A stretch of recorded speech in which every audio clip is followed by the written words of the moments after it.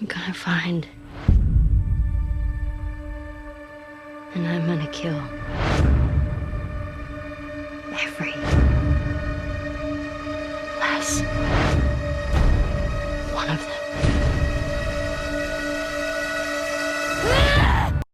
What's up, everybody? It's your boy Wes Grant. You're watching Sub Urban Nerd, this channel where I give my reviews on today's nerd news, and I also, I guess, do video game reviews sometimes, and this is one of those times. And I did already do a semi-review of The Last of Us Part 2 right there, and that was my first impressions. Now, I finally completed the game. I was gonna do the my final review last night, but I finished it like at 3 or something in the morning, so this is my complete spoilers review of the game, and I'm gonna tell you right now, the game is good. The game is really good. Now, as far as all the hype and all the negativity is coming, like, I was complete, like, non-biased, and I didn't care what, and in fact, I kept myself from spoilers, so I had no idea what was gonna happen going into this. I had my mind open, ready to just watch and play this game, right?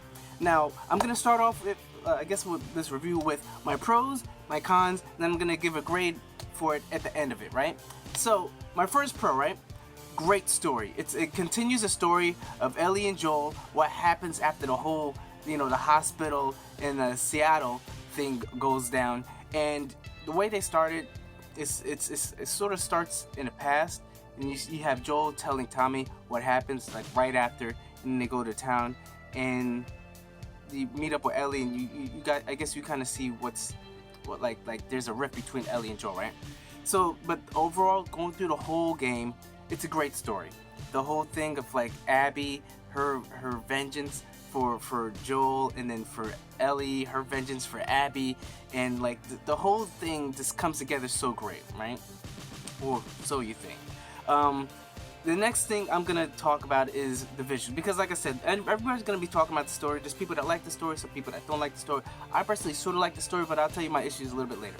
Now, visuals is great. This is a PS4. I had the PS4 Pro, so of course the visuals are all through the roof. It's killing it, way better than it was in The Last of Us. Even the updated, like, remastered one, Last of Us, the visuals pop, like, these, the way, just riding through things, looking at the water, walking in the water, the swimming, just everything in general just looks so beautiful in this game, and it is so worth just to play and see. And I'm saying, like, Naughty Dog, they're great with the visuals. They've mastered it down, because Uncharted 4, like, they know what to do when it comes to visuals, and the transition between cutscenes to actual gameplay, oh my god, it looks so seamless. There is no loading, there's no issues as far as, like, transition, and it looks so real. It looks the way same does in the trailer, or the same way it looks in, like, the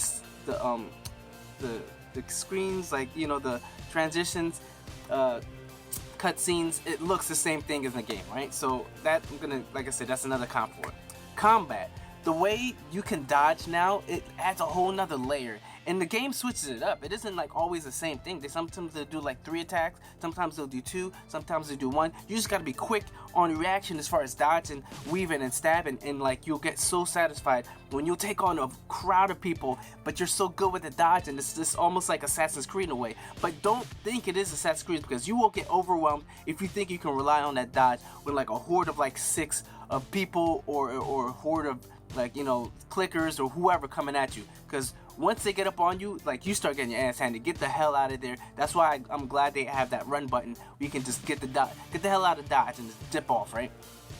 The action set pieces, like I said, spoiler, go to the end, when they go to the island with Lev and Abby, the whole scene where they're trying to get away, and the explosions and the fires in the town and the village, Haven on fire going through, like, the action set pieces, like I said, this has come to expect with Naughty Dog, because it's the same thing when it comes to Uncharted, when it comes to these scenes where you pretty much just gotta run the hell out of there and go dodge through things happen, you gotta get your gun, pow pow pow, things driving and shooting and riding on horses. It's just all chaos, but it looks so great, and it's so good to get back to, like, a linear game when you kind of can just follow some way, because this game is massive, but at the same time it's sort of linear. So it's linear, but with a big grandiose space where you can actually go this way or that way. You're not just, like, funneled well, sometimes you're funneled, you're, you know, bottlenecked into going to where they want you to go, but sometimes you have a lot of different options. Like, you can either go around this way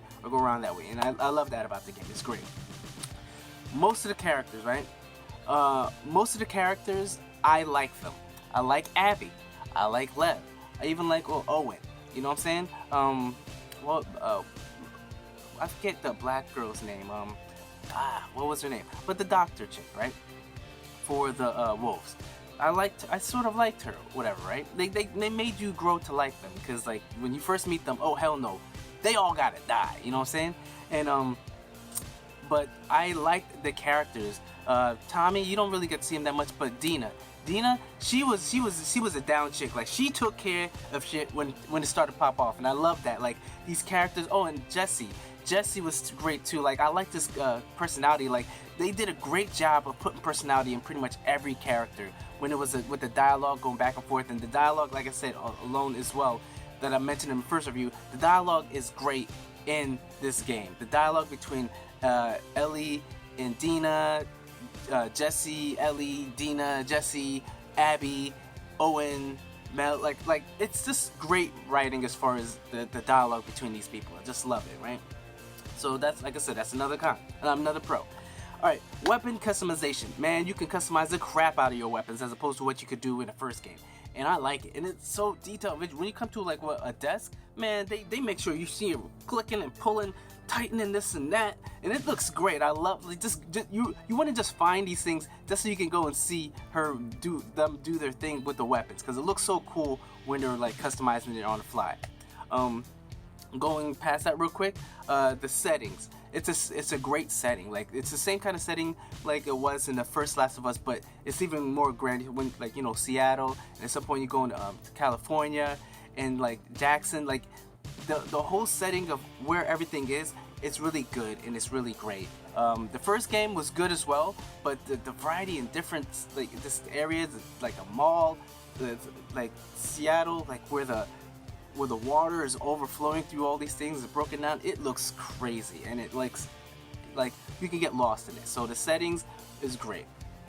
The message that it's telling you: pain begets pain. Vengeance does not always make you happy. Like, vengeance is not always going to fix everything, you know. And that's one great thing I love about this was the message. Like, the fact that Joel, which we all knew, like, after what happened at the end, like, you're like, yo, like, this is gonna, like, if they had a sequel, we were all happy with it not having a sequel, but once we'll have a sequel, you know it was gonna be happy. So Joel getting killed, yes, spoiler, Joel getting killed, it was inevitable in a way. With what he did, yes. And then that was, you see with the pain from Abby, that's why. And then Ellie, her pain, her drive to go and get these people that did this to them, oh, you know it's gonna be over. So just the fact that you see what happens when you let pain take over, and what pain drives you, what it will make you do, what are you willing to do in order to get vengeance on someone. Because I know, like, when you get your heart broken, like, you want to make the other person feel the same pain or even more pain. And sometimes you just gotta just be adult and, like, think about it and realize, like, you know what, they're not worth it. You know, and I understand Joel. We all grew to love Joel. So when we went through killing these people, hell yeah, do this. Don't really care. You know what I'm saying? But at the same fact, you just wanted to. I don't know. Like I said, the story is great as far as teach you a lesson as far as what pain will do to someone, what they will drive them to do. All right, so that's my major pro. My cons. Let's get started with this. First off, pacing of the story. I said I know I love the story, but the pacing, because they make you go through this thing as far as with Ellie. Then halfway through the game, then it's just Abby, and then you're supposed to feel some sort of I guess bad for the people that died, when it's like, no, you saw them be brutal to Joel. Granted, like, you know, Joel sort of deserves it, but not, you know, to that point, like what they were doing. So they did. It did work as far as getting you to like Abby. Yes, I like Abby, and she was a badass chick, you know what I'm saying? Some people thought she was like transvestite because she's built. No, she's not. And I'll post a picture right here of who, like, this is a built body chick, you know what I'm saying? Like, I know, but when she wasn't all gruff and scrunchy, she looked like a, you know, pretty female. You know, she had a nice smile and all that. Like in these in certain scenes, she looked so butch, but in some scenes, like, she just looks like a female. And I know there's controversy because people don't like the fact that you're mostly playing females. Forget that. I don't care. As long as the gameplay and the story is great, it don't matter. But the pacing of the story, which I will probably tell at the end how I think it should go, or I'll probably just do a little video. But short end of it, I think that they should have gone back and forth. I think they should have had the scene, and had the whole thing where Joel or whatever talking to Ellie, teaching her guitar, boom boom boom, and then Jacksonville, and then like they transitioned, they showed you Abby, and then they showed her, and then where her and Joel meet up, and boom, and then when they killed Joel, I think what they should have did was jump, because when I say pacing, they did flashbacks within flashbacks, and it was like, wait, what? But so you went back 3 years, now you're going back 2 years, or two, like, and then you jump forward, like it was all over the place. So I think they should have, like I said, right after Joel dies, then you show it from Abby's point of view, and then you have as far as, like, you know, the backstory, what happened, and then you go to the day one, her going back. Then you go to day one of Seattle with Ellie going after her. Then you go back to Abby. Then you go back to Ellie. Then you go back to Abby where she's on an island trying to get Lev out of there. You go back to Ellie, and when she's going, then she finally finds Mel and Owen and then kills them. And then you have Abby. You know what I'm saying? Like, you have Abby's scene where she comes back and sees the bodies, and then you jump to where she goes and then finds, you know, like I think it would have been a little bit better as far as storytelling, made you feel all sides together, you know? And then the end, you know, like I said, we'll go back to that. But next, inconsistent AI. Dina would be killing it with these zombies. Then all of a sudden you got Jesse, then he's not doing nothing. And then you go with Abby, then sometimes they're doing stuff, and it seems like when it's against the zombies, they're doing better as far as AI, but when it comes to when it comes to the humans, they're all over the place, just running by, letting the dude shoot me while you're standing right next to him with a pistol pointed at him. Like, I don't know what's going on, but I just was like, yo, inconsistency of the AI was like, yo, why aren't you helping me? Why aren't you helping me? And I was like losing my mind sometimes, right? The weapon toggle, the other con. Jesus Christ, when you're a crunch, you're trying to score. Okay, like I want to put this weapon, but I gotta go to the next one. Shoot this. Wait, no, that's not the weapon I wanted. Boom, you get shot. Boom, you get shot. What? Wait, hold on. Let me grab a Molotov. Oh, it's a rock. Boom. What? No, like, it's all chaotic. Like, I wish, like, say, Saints Row is really quick. You put that thing, all the weapons, wheels, whatever, and then you go to it, and you can kind of switch it up right on the fly, and it's a lot more simpler. This is back in the, this is almost like back in the day, Metal Gear Solid, where you got, like, it's like all blocked area, and it isn't fluent when it comes to these whipping out the weapons when you need it on the fly. You know what I'm saying? That's one thing that was making it very frustrating, right? And then, alright, go to the next con. I don't mind how it ended. Ellie is not always going to be a happy story. You know, if Ellie died or whatever, no problem. If Abby died, no problem. But, just hold on for 1 second. So, I don't mind the way it happened. It's just the fact that,